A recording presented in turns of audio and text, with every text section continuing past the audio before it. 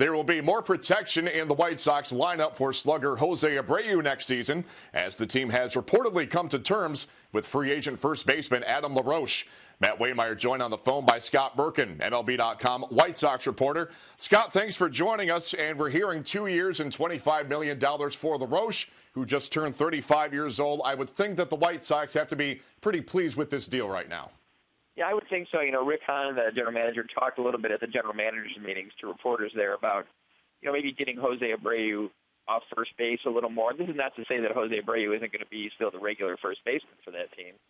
But, this gives them a chance. You got a guy who's a good, solid defensive, really good defensive first baseman, and you can mix and match a little bit. Maybe you can give Abreu 3 or 4 days, as a DH, and that will help his health as the year goes on. Abreu had a great year last year and hit great down the stretch. I think he had 2 of the last 3 months. He was over 370. But his power dropped, and he was beat up. There's no question about it. And that's going to happen when you go from, 95, 100 games in the season to 162 games in the season.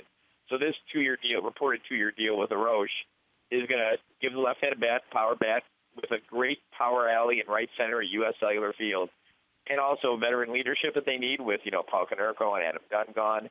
And then also give Abreu a little more balance between first base and designated hitter. And, Scott, to elaborate on that point, was the option of DHing part of the appeal for LaRoche to join an American League team? I know that the one worry probably among Sox Nation is that, Adam Dunn, who just happened to also be on the Nationals, came from the National League where he played in the field and enjoyed playing in the field.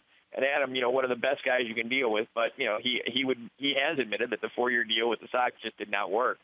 And I talked to him as recently as middle of this past season, and he said, he still hadn't found a true routine that he loved in terms of pitching. It's not as easy as it seems. I think some people think, you go up, you grab a bat, you hit, you work on your offense, you take a few swings in between, study the pitcher, get back up and hit again. But, for guys who play the field a lot, it's a little different adjustment. But I think LaRoche will be fine on this, and I think, that'll help him too. He's 35 years old, and it'll help him balance out a little bit too in the field and give him some kind of days off without having days off, still being in the lineup. So, Scott, you talked about the adjustment that he'll face going from the National League to the American League. He's played all but 6 games of his 11-year career in the National League. How much of an adjustment should we expect from LaRoche at this stage of his career? Well, I think you don't have to learn the pitchers as much because of the movement of players in this generation and also because of, the expanded interleague schedule.